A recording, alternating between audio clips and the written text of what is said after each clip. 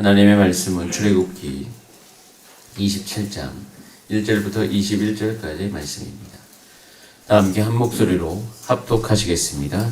너는 조각목으로 길이가 5규빗, 너비가 5규빗의 제단을 만들되 네모 반듯하게 하며 높이는 3규빗으로 하고 그 네모퉁이 위에 뿔을 만들되 그 뿔이 그것에 이어지게 하고 그 제단을 롯으로 싸고 재를 담는 통과 부삽과 대야와 고기 갈고리와 불 옮기는 그릇을 만들되 제단의 그릇을 다 놋으로 만들지며 제단을 위하여 놋으로 그물을 만들고 그 위 네모퉁이에 놋고리 넷을 만들고 그물은 제단 주위 가장자리 아래 곧 제단 절반에 오르게 할지며 또 그 제단을 위하여 재를 만들되 조각목으로 만들고 놋으로 살지며 제단 양쪽 고리 그 채를 꿰어 제단을 매게 할지며 제단은 널판으로 속이 비게 만들되 산에서 내게 보인 대로 그들이 만들게 하라. 너는 성막의 뜰을 만들지니 남쪽을 향하여 뜰 남쪽의 너비가 100규빗의 세마포 휘장을 쳐서 그 한쪽을 당하게 할지니 스물이며 그 받침 스물은 놋으로 하고 그 기둥의 갈고리와 가름대는 은으로 할지며 그 북쪽에도 너비가 100규빗의 포장을 치되 그 기둥이 스물이며 그 기둥의 받침 스물은 놋으로 하고 그 기둥의 갈고리와 가름대는 은으로 할지며 뜰의 옆 곧 서쪽에 너비 50규빗의 포장을 치되 그 기둥이 열이요 받침이 열이며 동쪽을 향하여 뜰 동쪽의 너비도 50규빗이 될지며 문 이쪽을 위하여 포장이 15규빗이며 그 기둥이 셋이요 받침이 셋이요 문 저쪽을 위하여 포장이 15규빗이며 그 기둥이 셋이요 받침이 셋이며 뜰 문을 위하여는 청색 자식 홍색 실과 가늘게 꼰 배실을 수놓아 짠 20규빗의 휘장이 있게 할지니 그 기둥이 넷이요 받침이 넷이며 뜰 주위 모든 기둥의 가름대와 갈고리는 은이요 그 받침은 놋이며 뜰의 길이는 100규빗이요 너비는 50규빗이요 세마포 휘장의 높이는 5규빗이요 그 받침은 놋이며 성막에서 쓰는 모든 기구 그 말뚝과 뜰의 포장 말뚝을 다 놋으로 할지니라. 너는 또 이스라엘 자손에게 명령하여 감람으로 짠 순수한 기름을 등불을 위하여 내게로 가져오게 하고 끊이지 않게 등불을 켜되 아론과 그의 아들들로 회막 안 증거계 앞 휘장 밖에서 저녁부터 아침까지 항상 여호와 앞에 그 등불을 보살피게 하라. 이는 이스라엘 자손이 대대로 지킬 규례이니라. 아멘. 다 함께 기도드리겠습니다. 살아계신 하나님, 성령으로 충만하게 하여 주시옵소서. 이 세상을 살아가는 동안 하나님과 누리는 친밀한 교제, 하나님을 더욱 깊이 알아가는 것, 우리의 삶에 기쁨 되게 하여 주시고 그것으로 말미암아 우리 삶의 어떠한 상황도 넉넉히 이기게 하여 주시옵소서. 특별히 우리의 허물을 덮으시고 성령의 지혜로서 함께하사 하나님께서 주시는 지혜로 말미암아 우리 삶의 여러 가지 상황 속에서 옳은 길을 가는 우리 모든 성도님들 되게 하여 주시옵소서. 그 길에는 복됨이 있으리니 주님 이 땅 안에서 천국의 복을 누리게 하여 주시옵소서. 이 세상이 바라보더라도 넉넉하게 형통한 삶이 되게 하여 주시고 아버지 이 길 끝에서는 더욱더 하나님의 영광을 드리는 삶 되었음을 기억하게 하여 주시옵소서. 오늘도 주의 말씀 앞으로 나아갑니다. 지혜와 계시의 정신을 허락하셔서 오늘도 각자의 삶을 향한 주의 뜻을 분별하게 하시고 기도의 제목을 얻게 하여 주시고 기도 응답의 은총을 누리게 하여 주시옵소서. 예수님의 이름으로 기도드립니다. 아멘. 함께 읽은 본 말씀으로 등불을 보살피게 하라 라는 제목으로 하나님의 말씀 나누겠습니다. 지금 모세는 하나님께 이스라엘 백성 가운데 성막을 어떻게 만들 것에 대해서 자세하게 듣고 있습니다. 그리고 이제 이후에는 출애굽기는 성막 이야기가 2번 나옵니다. 원래 이제 어떻게 만들려고 한 이야기, 그 다음 이제 후에 이 35장 이후에는 진짜 만든 이야기가 나옵니다. 근데 그 모든 과정이 다 말씀대로 하고 있습니다. 말씀대로 행해야 되는 것이죠. 여러분, 우리가 하나님 앞에서 우리의 마음대로 행하는 것이 아니라 이 새벽에 나와서 하나님 말씀대로 행하는 우리의 삶이 되게 하여 주시옵소서. 아버지, 이것이 우리의 삶의 든든한 우리의 방향이 되게 하여 주시옵소서. 늘 기도하시기를 바랍니다. 우리 교회 곳곳이 하나님 말씀대로 되어지게 하여 주시옵소서. 우리의 자녀들도 와서 말씀을 배우게 하여 주시옵소서. 그것이 우리의 삶의 길이요 소망입니다. 오늘은요, 제단에 대한 이야기가 하나님의 말씀 가운데 우리 가운데 주어지고 있습니다. 1절에 너는 조각목으로 길이가 5규빗, 너비가 5규빗의 제단을 만들 때 네모 반듯하게 만들어라. 반듯하게. 조각목은 가시가 있는 나무죠. 아카시아 나무과에 속한데 그것을 가지고 반듯하게 만들어라. 굉장히 우리 가운데 가시 같은 인생을 살고 있지만 그 나무를 가지고 반듯한 제단을 만들어 가시는 하나님을 볼 수가 있습니다.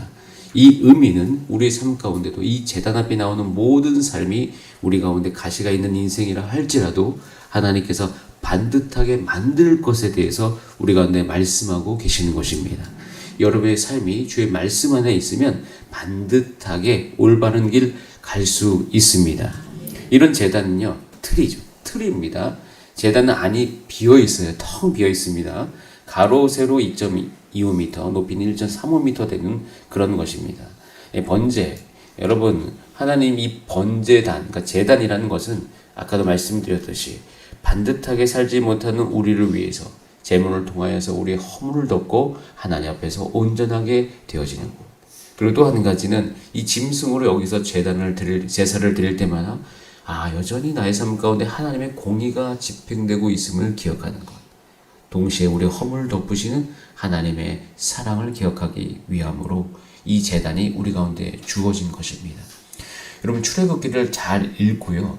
나중에 신약으로 가서 히브리서를 읽으면 정말 히브리서가 잘 이해가 됩니다. 그리고 히브리서를 딱 읽고 있으면 이것이 과거의 출애굽의 역사 가운데 있는 그 이야기가 아니라 신약 이후에 예수 그리스도 안에서 우리의 삶 가운데 이루어진 이 말씀인 것을 우리는 알 수가 있어요. 분명히 확신할 수가 있습니다. 그래서 히브리서 13장 10절에 11절에 걸쳐서 이렇게 되어 있습니다. 우리에게 제단이 있는데 장막에서 섬기는 자들은 그 제단에서 먹을 권한이 없나니 이는 죄를 위한 짐승의 피는 대제사장이 가지고 성소에 들어가고 그 육체는 영문 밖에서 불사름이라 라고 이야기하면서 어린 양 예수 그리스도의 십자가의 제단의 그 모든 죽으심으로 그 십자가 안에서 주의 보혈의 그 흘리심을 믿고 우리가 주 예수 그리스도에 구원받은 우리는 예수 그리스도 안에서 제단을 갖고 있음을 이야기하고 있습니다.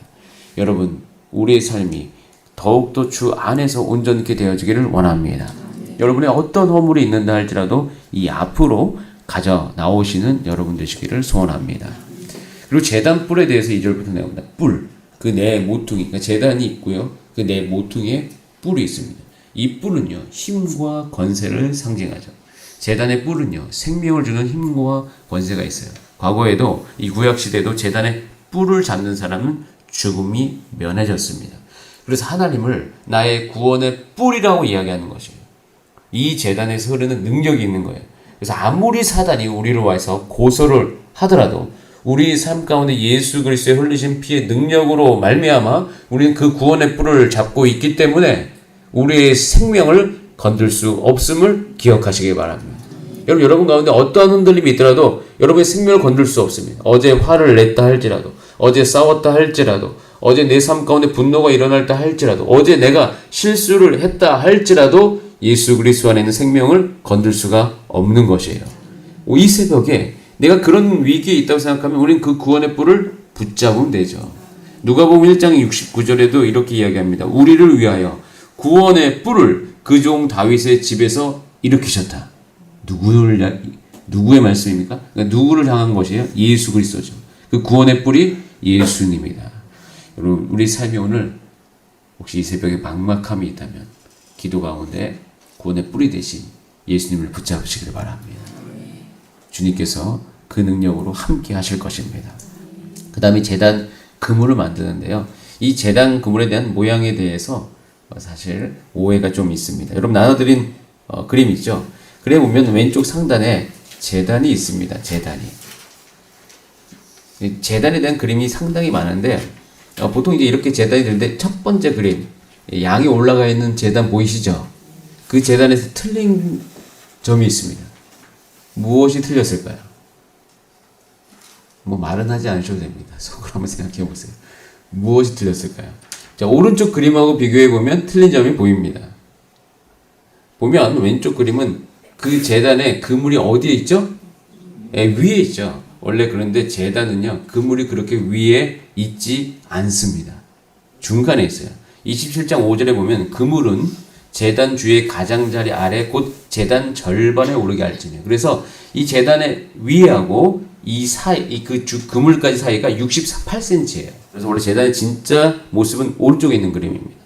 그래서 제단에 그물을 만드는데 그물을 만들기 전에 여러분 중간에 보면은 어떻게 합니까? 채를 만들어서 그 제단을 이제 옮길 수 있도록 꽂으라고 하시잖아요.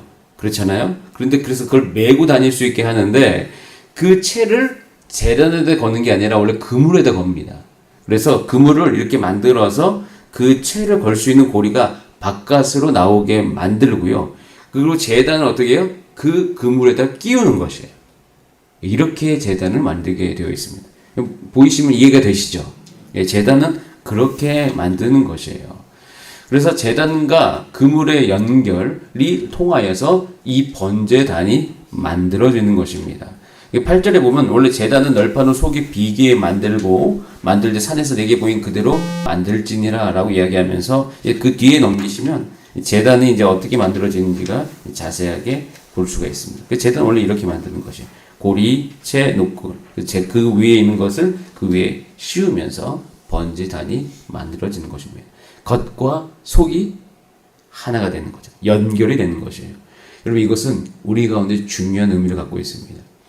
제단에서 제물이 번제로 바쳐질 때 이는 우리의 삶의 외형적인 제뿐만 아니라 내면적인 나의 생각, 내 뜻, 이것이 다 하나님께 굴복되어야 함을 보여주고 있습니다. 여러분 제단만 있으면 빈통이에요. 그래서 그물이 없으면 원래 제물을 태울 수가 없죠. 이 두 개가 연결되어 있어야 됩니다. 제단과 그물이 연결되지 않으면 번제를 가지고 와도, 그러니까 제물을 갖고 와도 태울 수가 없는 것이에요. 마찬가지입니다. 하나님께서 우리 삶 가운데 나와서 예수 그리스도의 보혈을 말미암아 우리가 온전히 주 앞에 회개하고 돌아올 때에 우리 삶 가운데 외형적인 것이 아니라 이 내면의 자아가 하나님께 굴복되어야 함을 이야기하고 있습니다. 나의 내적 자아가 나의 자존심, 돈, 명예, 나의 안락함이라면 이것이 오히려 내 안에 있는 내 자아가 하나님께 굴복되는 사람인 것에 대해서 이 제단을 바라볼 때마다 우리는 생각해 볼 수가 있는 것이에요. 여러분, 주님께 주시는 이 은혜로 말미암아 우리 내면적인 자아가 하나님 앞에 굴복되어지는 여러분의 삶 되시기를 바랍니다. 이것이 우리 가운데 있는 거죠. 하나님과 더욱더 깊이 나아가는 겁니다. 이걸 만들고 난 다음에 이제는 성막의 뜰을 만들려고 합니다. 성막의 뜰. 그래서 이제 항상 어제도 말씀드렸듯이 성막으로 들어가는 이 문의 위치는 동쪽에 있습니다. 동쪽으로 들어가면 북쪽으로 100규빗 45m, 기둥 몇 개? 20개. 남쪽으로도 100규빗 45m죠. 기둥 20개를 만들려고 하십니다. 그렇게 큰 뜰을 만드는 것이에요. 그리고 이 뜰은 이 세상과 완전히 구별됨인데 그 구별됨을 이루는 문이 있습니다. 자, 27장 16절 같이 한번 읽어보겠습니다. 27장 16절입니다. 시작. 뜰문을 위하여는 청색, 자식, 홍색 실과 가늘게 꼰 배실로 수노와 짠 20규빗의 휘장이 있게 할지니 그 기둥이 넷이요 받침이 넷이며. 뜰문이요. 우리 어제 만들었던 첫 번째 덮개하고 비슷하지 않습니까? 네, 첫 번째 덮개하고 비슷합니다. 이 문, 청색, 자색, 홍색 실. 세상과 구별된 그곳에 들어갈 때 항상 기억해야 될 것이 우리가 누구인지를 기억하는 거죠. 우리가 누구인지 기억하는 그 모든 것 안에 우리는 하늘에 속한, 하나님께 속한 민족이다. 하나님께 속한 민족이란 무엇을 의미하는가? 그것은 하나님이 왕인 민족을 이야기하는 것입니다. 근데 그것이 하나님, 우주를 만드신, 지구를 만드신 그 하나님, 어찌 우리가 감히 그분의 백성이 될 수 있는가? 그것은 피 흘림으로, 대가 지불로 우리가 그것이 될 수 있음을 이야기하는 것입니다. 그래서 우리는 성막에 들어갈 때마다 내가 어떻게 하나님 안에서 하나님의 백성이 되었는지를 기억하게 하시는 것이에요. 시편 65편 4절에 이렇게 됐습니다. 주께서 택하시고 가까이 오게 하십니다. 세상에서 불러서 뜰 안으로 부르시는 거죠. 주께서 택하시고 가까이 오게 하사. 이 표현이 너무 멋있는데, 주의 뜰에 살게 하신 사람은 복이 있나이다. 우리가 주의 집 곧 주의 성전의 아름다움으로 만족하리이다. 주의 뜰은 주의 집 주의 성전입니다. 아름다운 하나님을 만나는 것이죠. 여러분, 우리는 이 교회 나옴이 우리의 가장 큰 기쁨 되어야 됩니다. 그리고 기도합니다.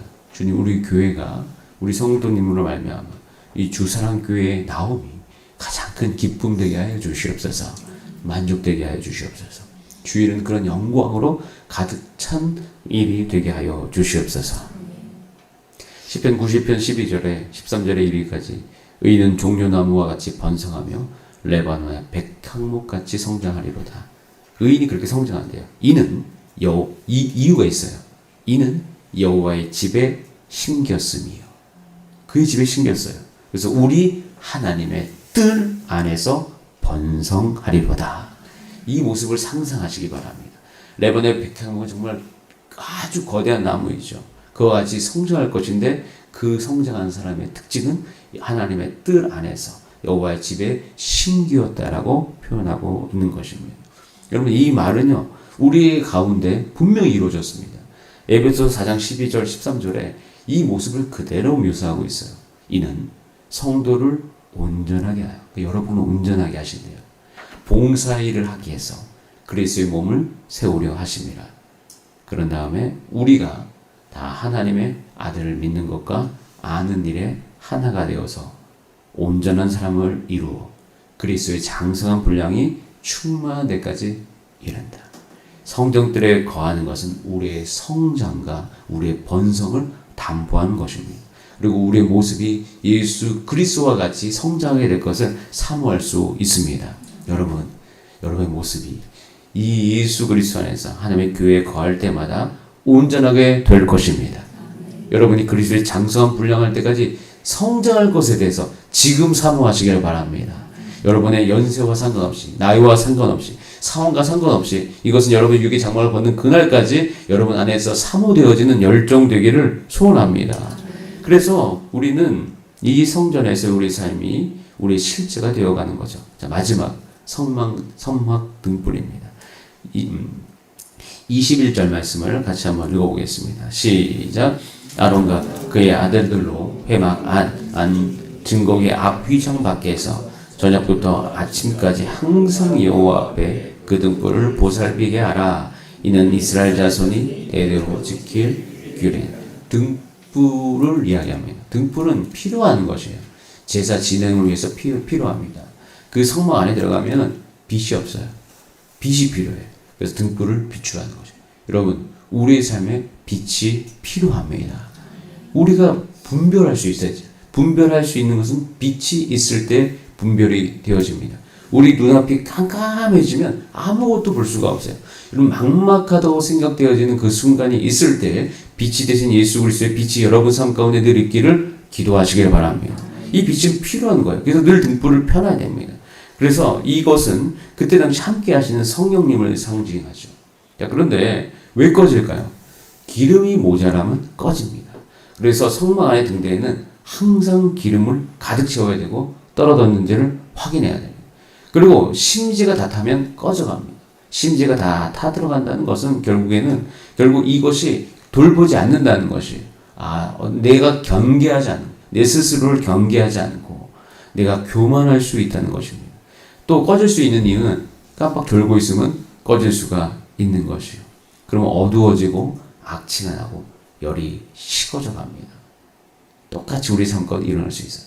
성령의 충만함에 대한 사모함이 사그라들기 시작하면 동일하게 우리 삶 가운데도 그런 일들이 일어날 것입니다. 우리 육체가, 그래서 성도님들을 바라볼 때마다 늘 성도님들의 육이 주의 성령으로 보존되기를 기도합니다. 그래서 얼마나 기도하는 것이 중요합니까? 얼마나 말씀 읽는 것이 중요합니까? 하나님, 이 말씀 읽고 기도하고 성령 충만한 삶에 대한 열정이 우리 교회 현재 나온 모든 성도의 삶 가운데 열정되게 하여 주시옵소서. 2023년을 보내가고 있습니다. 2024년에는 오는 해에는 그것에 대한 다 열정을 가지고 우리의 삶을 예배 가운데 드릴 수 있는 우리 성도님들 되게 하셔서 내 등불이 꺼지는 것에 대한 꺼지지 않기 위한 소망이 우리 성도님들의 소망 되게 하여 주시옵소서. 특별히 기도하시기 바랍니다. 그리고 우리 여러분들은 이 말이 무슨 말인지 다 이해가 되는데 또 우리 교회 안에 있는 성도님들과 또 다음 세대 가운데는 이 말이 이해되지가 않을 수 있으나 그러면 우리는 중보해야 되죠. 그들의 마음속에 등불이 꺼지지 않도록 중도하 주시옵소서. 그들을 보존하여 주시옵소서. 그러면 우리는 하나님께서 그 안에서 하나님의 뜻을 온전히 이루어갈 수 있도록 우리 이끌어 주실 줄 믿습니다. 여러분 이 성막의 의미를 깊이 생각하시고 오늘 아침에 기도하면서 주 안에서 승리하시는 하루 되시기를 바랍니다. 다 함께 기도하시겠습니다. 살아계신 하나님 아버지께서 오늘도 우리와 함께 하십니다. 주여 우리를 보존하여 주시고 인도하여 주시옵소서. 우리 다 함께 주여 한번 부르신 다음에 합심으로 기도하시겠습니다. 주여